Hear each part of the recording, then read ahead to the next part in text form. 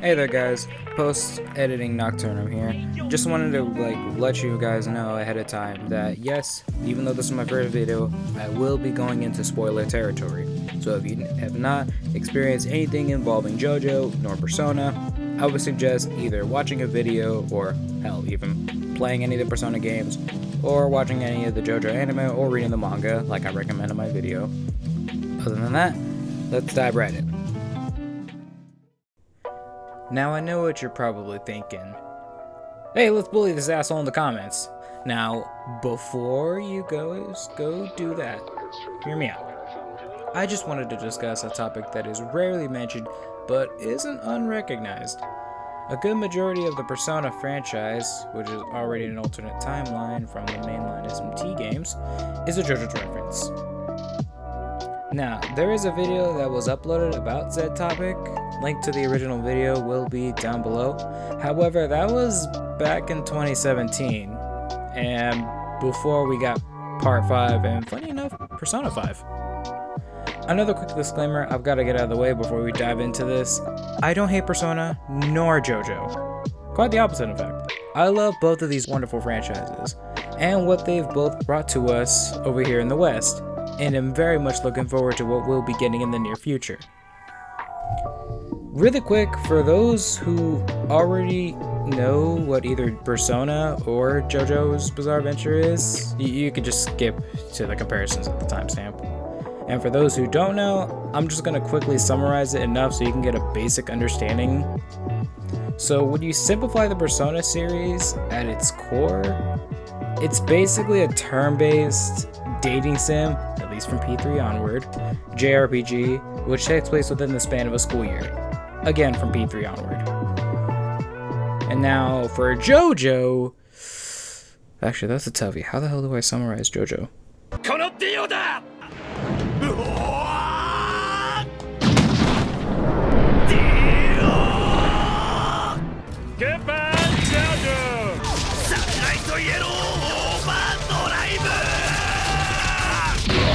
So that's basically part 1. 私はテキーラ酒を持って参りましたの。とってもよろしいかしら？逃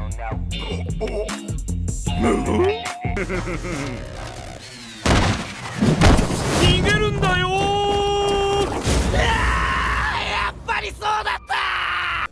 And that's about part 2. レロレロレロレロレロレロレロレロレロレロレロレロレロレロレロレロレロレロ。てめえのつけば金では払えねえぜ。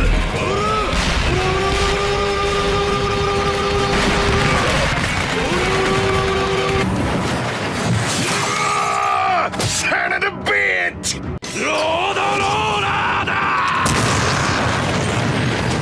And part 3. グレートですよ、こいつは。おめえの母ちゃん美人だな。奥安けど。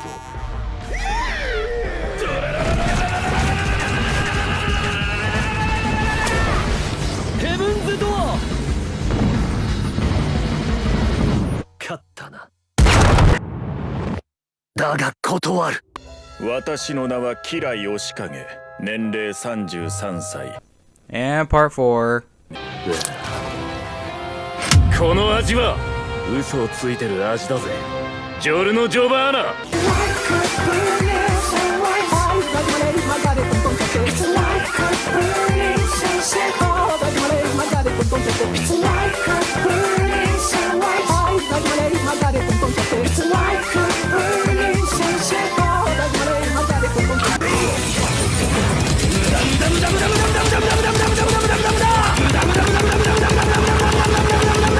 どこだ？敵だなてめえ。何？敵か敵か敵か敵か敵かだ。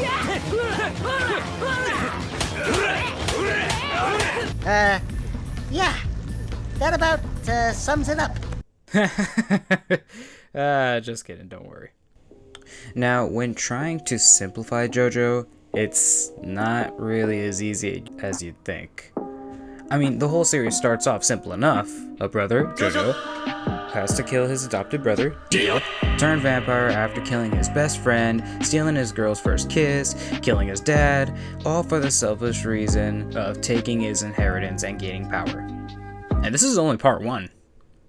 Look, I even asked a friend who, mind you, has been in the fandom longer than I have, how to simplify Jojo. And he responded with, fuck. Look, I'm gonna be honest with you guys. If you're interested at all in learning more about Jojo, do yourself a favor and just go for the better option. Go read the manga. Seriously, it's one of the best ways to consume, anime series these days. Okay, now, to be fair, I know my Jojo summary wasn't as good as my Persona summary, but at the same time, Persona is a lot easier to summarize when compared to Jojo. Come on, one's a video game series and the other's a whole manga/anime franchise with the word bizarre in the title for a reason. Alright, now, where was I? Oh, right, the comparisons.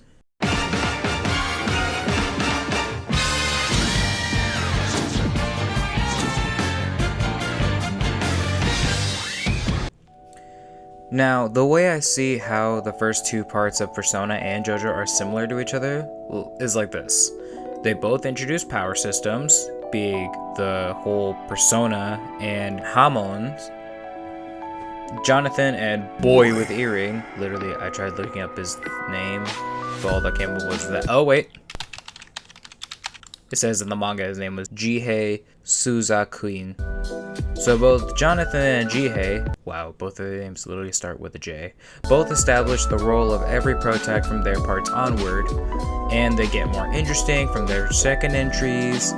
And even deeper comparison, both have returning characters from the first parts, but never again afterwards. Along with mechanics/power systems that don't return. Well, Old Man Joseph being an exception to that. Oh, and another thing that both series establish, they're both powerhouses when it comes to the music department.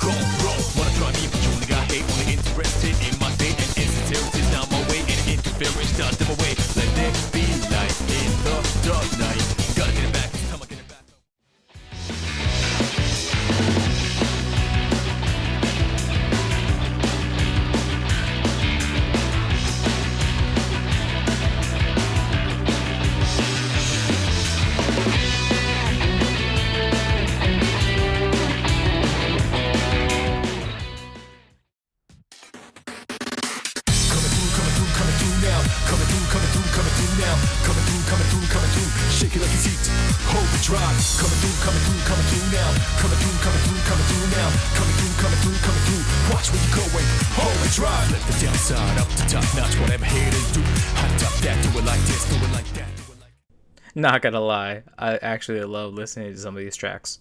Now, on to the second comparison. 君はね確かにあの時私のそばにいたいつだっていつだっていつだってすぐ横で笑っていたなくしても取り戻す君を I will never leave you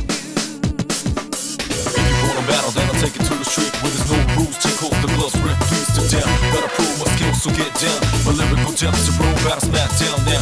Gotta shoot to kill and shoot to skill. Don't you be afraid, man's gotta do how it feels. 6 to 7 to 8 to 9, 10. I flip the script to make it to the top 10. Go. The start of the uncanny similarities. For starters, both protags from the third entry of their respectable series are accused of being edgelords, and when in truth, they have way more depth to them than what is shown on the outside. But at the same time, both Jojo and Minato start their parts by literally shooting themselves in the fucking head. I mean, come on, you can't tell me Minato wasn't a fan of Jotaro. At least a little bit. And before you Persona fans start going off in the comments, actually it's an evoker, it's how everyone in P3 summons their personas. Trust me, I know. I f***ing know! Moving on, both of these parts in particular saw a drastic shift both visually and most prominently how the power systems work. Now in Persona's case, the series started pushing more emphasis towards the actual personas, unlike the last two entries. Basically, this is when the actual persona started acting and functioning more like Stan from Jojo. Speaking of which, Part 3 of JoJo's Bizarre Adventure was the series' start of moving away from the whole harnessing the power of the literal sun into your fist through a breathing technique, aka Hamon, and started diving headfirst into the implementation of stands and the whole system of determining their power, speed, range, durability, precision, and of course, development potential of every stand power! Listen, I get it, because I'm a chill. Please let me get back to my video now. Thank you. Anyways, with each of these stat pools are where each stand shows their strengths and weaknesses along with the ranking system using the letters A through E, with A being the highest rank, normally, and E being the lowest. Now, kind of circling back to why I stated that this is the start of the uncanny similarities between the two franchises, is because they both have edgy pro tags, as previously stated. They both have good boys on their team. They both fight against big bads of unimaginable power and have practically zero chances of beating them, but yeah, they still do somehow, some way in the end.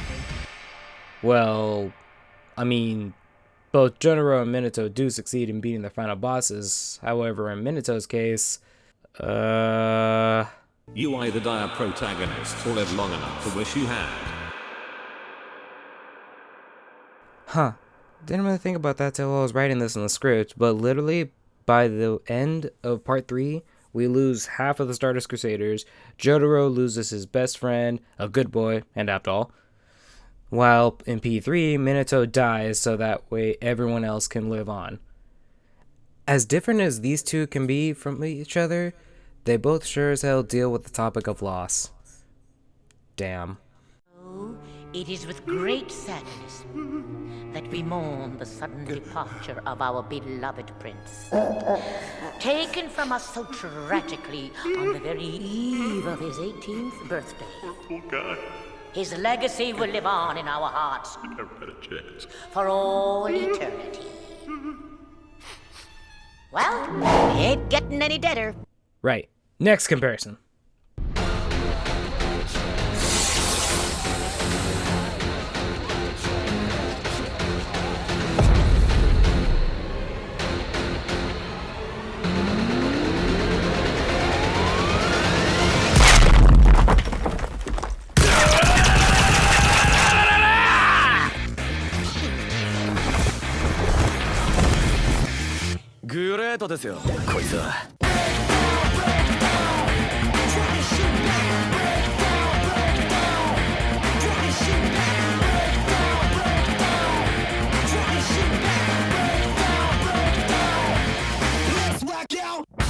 I've been waiting for this.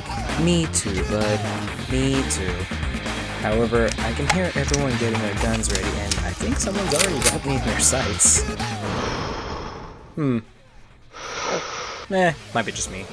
But anyways, the similarities between the two franchises are without a doubt undeniable by this point. Don't believe me? Trust me, once I point these out, you really won't be able to not see them from now on. They both start off as simple slices of life stories, in a small town with a bit of a supernatural twist. Josuke and Yu have best friends who are absolute jackasses, along with family members who are police officers, with one of them dying.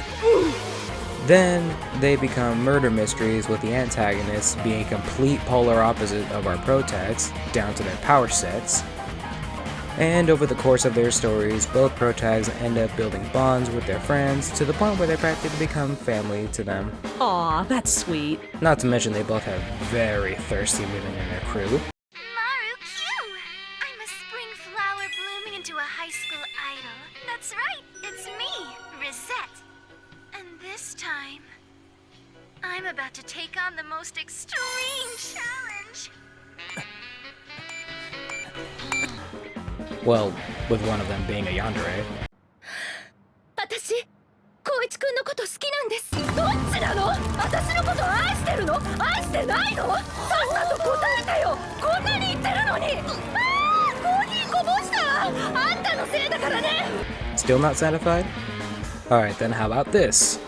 Both Josuke and Yu can literally get anyone they want, whenever they want, because they're both, in a way, fucking chads. That and they both end off on really nice notes. おい、知ってるか？ロハンがよ、亀湯で万引きして捕まったらしいんだよ。マジだったらやべえな。そうなんだよ。よく知らねえんだけどな。よく知らないんじゃん。たく。んじゃ、行くか。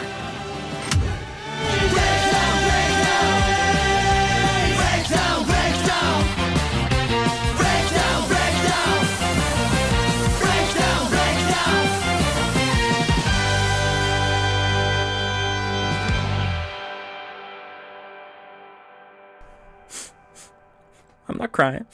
You're crying. Alright, let's move on to our last comparison. For now, that is.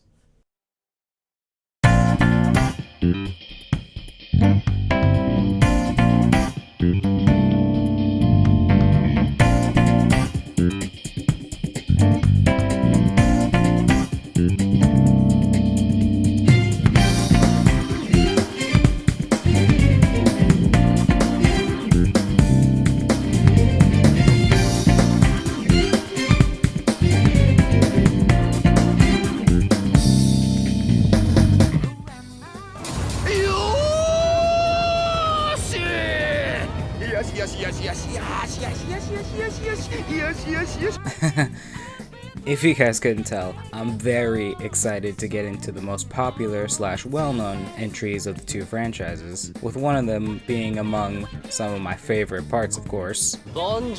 So the way these two are similar to one another is they both start out with our protags becoming involved in the opposite side of the law, with good intentions, of course. Even though yes, there are some deaths along the way, some of them being incidental on one side.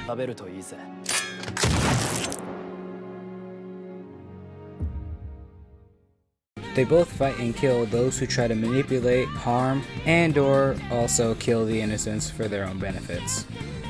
Both have official moms in their groups, not to mention the fact that they both have mysterious antagonists till we find out who they really are, and come to find out they have a whole split personality within them that's angry as fuck.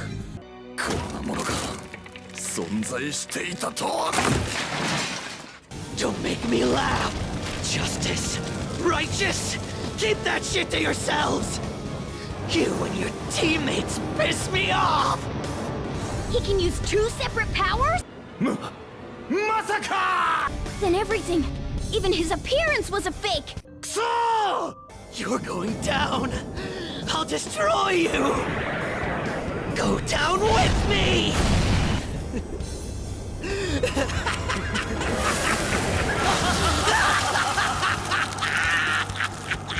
Now, let's see you drop dead one at a time in front of your precious friends! Die! Now this perfectly flows into the next comparison of the two entries. By the end of their stories, both Joker and Giorno end up obtaining overpowered stands. Yes, I know in Joker's case it's a persona, but at this point they overall function the same way as a stand. So deal with it. On Persona's side, Joker obtains Satanael, or Satiel, however the fuck you pronounce that, which has the power of Sinful Shell, a supposed bullet made from the 7 deadly sins. No, sadly not those 7. That could even pierce a god. With a ginormous downside of being the fact that he was only able to use it once and never again afterwards. For real? Now on Jojo's side, when Giorno pierces himself with the Requiem arrow, yeah, that was a thing, his stand, Gold Experience, evolves into Gold Experience Requiem that has the power to, well, let's just say, for example, what if you wanted to go to heaven? But Gold Experience Requiem said, what if you wanted to go to heaven? But Gold Experience Requiem said, what if you wanted to go to heaven? But Gold Experience Requiem said, what if you wanted to go to heaven? But Gold Experience Requiem said, what if you wanted to go to heaven? But Gold Experience Requiem said, what if you wanted to go to heaven? But Gold Experience Requiem said, what if you wanted to go to heaven? But Gold Experience Requiem said, what if you wanted to go to heaven? But Gold Experience Requiem said, what if you wanted to go to heaven? But Gold Experience Requiem said, what if you wanted to go to heaven? Gold Experience Requiem said, what if you wanted to go to heaven?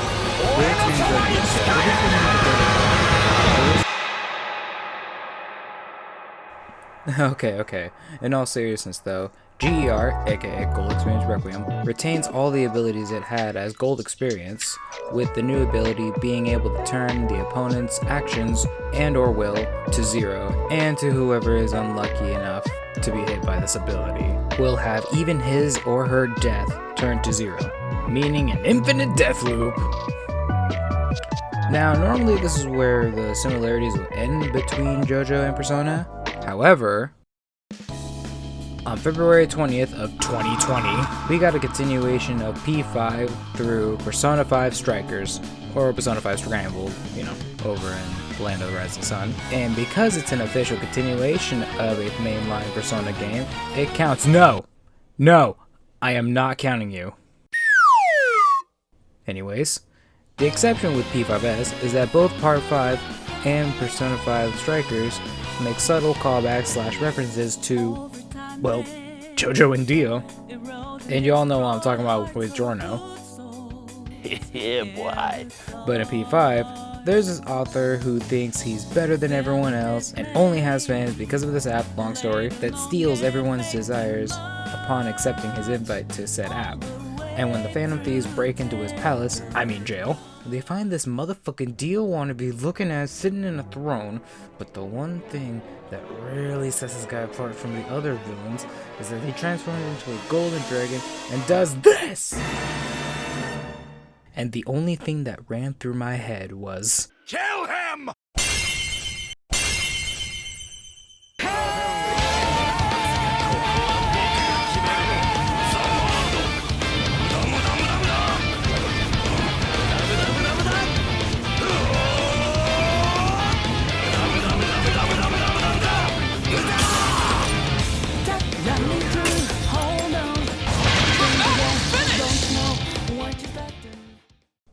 And with that guys, that's about it for this video. If you made it this far, thank you so much for watching this video. And don't forget to leave a like or dislike on it.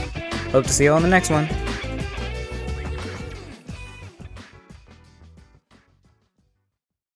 Hey, watch the next Persona game be a freaking female protagonist and you're breaking out of jail like Jolene.